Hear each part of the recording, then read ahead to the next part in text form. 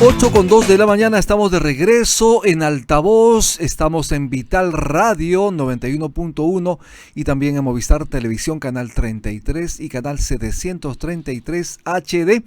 Nos acompaña la doctora Mónica Yaya, abogada, expresidente del Tribunal de Contrataciones del Estado. Muy buenos días, doctora Yaya. Buen día. Buenos días, Rumi Aarón. Buenos días a todos los peruanos que hoy seguimos celebrando nuestras fiestas Felices fiestas patrias para usted. ¿Cómo lo pasó? ¿Dónde estuvo ayer 28? ¿Dónde se fue? Ajá, se fue a su tierra. Cañete. Así es. A comer la papa seca. A comer carapulcra, sopa seca, y chicharrón también que buen haya, pisco, camote además. frito. Buen pisco. Ayer fue el primer concurso nacional de pisco de uva Italia. Qué rico. Porque Cañete es el principal productor de uva Italia. Ajá. Y bueno, ahí estuvimos en el baile, en la celebración. En la celebración de la patria, claro. Así es, con catadores especialistas, profesionales, y realmente fue un ambiente festivo el de Cañete ayer. ¿Estuvo usted entre pisco y nazca? Me quedé en el pisco. Doctora Yaya, ¿qué le pareció a usted este mensaje presidencial que duró a 4 horas 12 minutos aproximadamente? Estamos hablando de un gobierno de salida, ¿no? El último discurso de la presidenta Dina Boluarte, la primera presidenta mujer en el país. Fue un discurso que no debió ser de salida, sino más bien proyectando un arduo trabajo, porque quedan todavía 365 días para trabajar. Lamentablemente fue un discurso sin corazón, lleno de cifras que además no se pueden verificar. Ella habla de, hemos entregado 153 colegios. Yo no pido que diga en ese momento cuáles son los 153 colegios, pero por lo menos decir la lista de los colegios la pueden encontrar en tal página web. Creo que la señora Dina Boluarte ni siquiera sabe de lo que ha estado leyendo. Pero sobre todo me parece que tampoco no es que no sea consciente, pero no es sincera en su discurso, porque si ustedes revisan lo que dijo en más de 4 horas, a la corrupción, que es el problema que más avergüenza a los peruanos según encuestadoras serias, le ha dedicado 5 palabras en todo el discurso, pero una de ellas para decir que es una presidenta que cumplió con sus promesas de no ser corrupta, otra en la que realmente de manera casual mencionó la palabra corrupción cuando mencionó el sistema de justicia y la protección de derechos humanos. Es decir, la señora Dina Boluarte no quiere ser consciente de que el principal problema de su gobierno es la corrupción, y es la corrupción la que ha ahorcado la inversión que debería ser fructífera en los principales problemas, para la solución de los principales problemas de los peruanos, que son la inseguridad, la salud, la educación, la falta de transporte, la falta de empleo.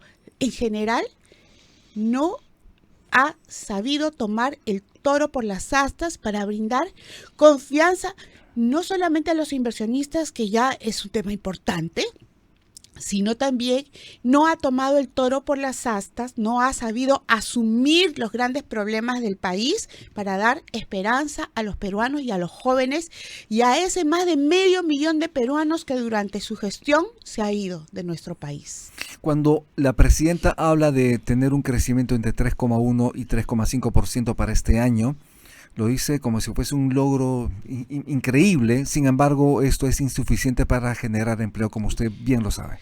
Es insuficiente y sobre todo es desproporcionado respecto al gasto público en endeudamiento y en pago de planillas, que durante su gobierno ha crecido exponencialmente y muchísimo más de lo que ha crecido. Empezando por ella, además, que se duplicó el sueldo, ¿no? Empezando por ella, efectivamente. Y es por eso que creo que no tiene la señora Dina Boluarte, no ha tenido interés en crear un plan de gobierno. Tampoco tiene interés, no lo ha demostrado, en crear un plan de gobierno para estos 365 días que quedan. Mira, yo no sé cómo políticos que se dicen experimentados pueden hablar de estabilidad en el gobierno de la señora Dina Boluarte si diariamente son asesinados. Estamos hablando de asesinatos. Son asesinados más de 5 peruanos diariamente, ¿verdad? ¿De qué estabilidad podemos hablar en un país en el que los peruanos no tenemos ni siquiera asegurada nuestra vida? O sufrimos un grave riesgo de ser la próxima víctima. Cada 4 horas muere un peruano asesinado en nuestro país. Dura cifra, cruda realidad en el país, la inseguridad. De esas cifras, la señora Dina Boluarte no ha hablado. Habló, pero le echó la responsabilidad a los anteriores gobiernos, ¿no? Como a PPK, que abrió las fronteras, ¿no? Exactamente, la señora Dina Boluarte creo que es una experta echándole la culpa a los demás y es por eso que no puede solucionar, no está en capacidad de solucionar nuestros problemas, pero sobre todo yo creo que sigue siendo un riesgo porque no asume sus responsabilidades. Y yo incido mucho en el tema de la lucha contra la corrupción, porque miren, hay anuncios que han causado preocupación en los peruanos conocedores de algunos temas técnicos y de la historia de algunos contratos que existen en el Perú. Ha mencionado, por ejemplo, ha anunciado como si fuera una buena noticia la modificación del contrato de concesión en el puerto de Matarani. Expliquemos. El contrato de concesión que tiene el Grupo Romero en el puerto de Matarani vence en el año 2029. Tiene una vigencia de 30 años que vencen en septiembre del año 2029. 4 años antes, en el 2025, la señora Dina Boluarte anuncia que ese contrato de concesión se va a ampliar por 30 años más. ¿Cuál es el apuro? Si el contrato recién vence en el año 2029, ¿por qué 4 años antes los concesionarios quieren firmar ya la adenda con la señora Dina Boluarte justo antes que se vaya? ¿Eso lo debería hacer, en todo caso, pensar el próximo gobierno? Así es. Esa es una labor que le corresponde al próximo gobierno, pero sobre todo es una labor que requiere estudios, que requiere informes, que requiere el análisis de los potenciales competidores y de mejores concesionarios que podrían gestionar mejor el puerto de Matarani. Requiere asegurar, garantizar la libre competencia de más postores.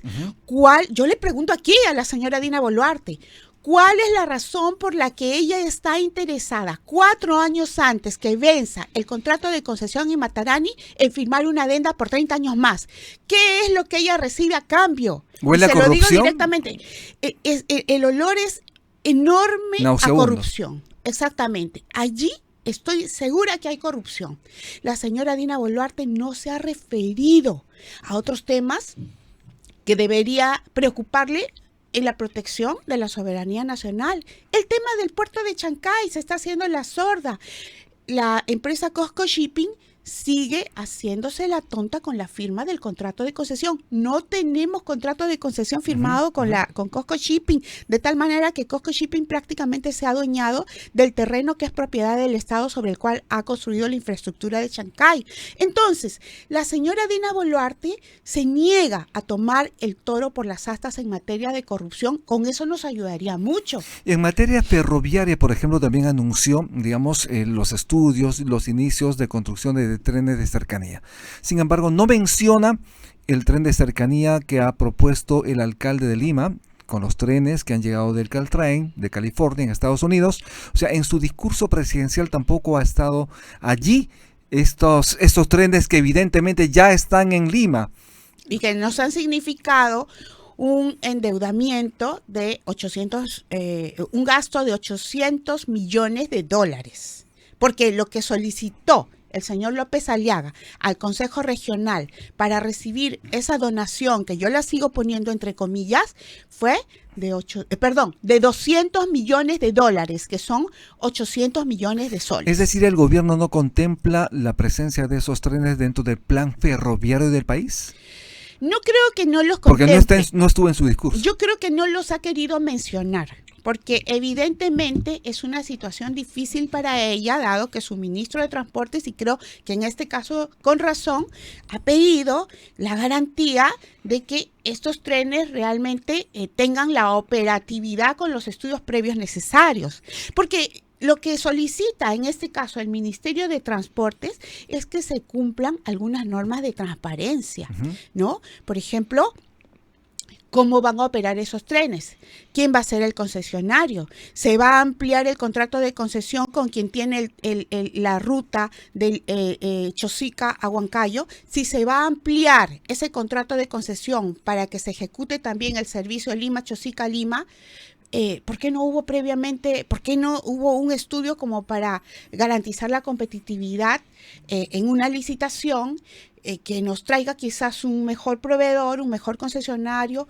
¿Por qué entregar a dedo la concesión prácticamente de ese tren? Aunque ahora, días después, el Consejo Regional de Lima, el Consejo Municipal de Lima ha anunciado una próxima licitación pública. Pero lo que pasa es que allí, lamentablemente, el señor López Aliaga no ha cumplido con realizar los informes previos. No se sabe ni siquiera, ustedes revisen las entrevistas hechas a López Aliaga y hechas a sus funcionarios de confianza, no tienen clara ni siquiera cuál va a ser la demanda. Y eso es importante. Seguramente es amplia, pero es que es necesario saber cuánto de ese servicio se va a demandar y al mismo tiempo, con esa información, determinar cuánto va a costar, cuánto se va a ahorrar, cuánto va a significar en generación de empleo, cuánto va a significar en ahorro para cada peruano.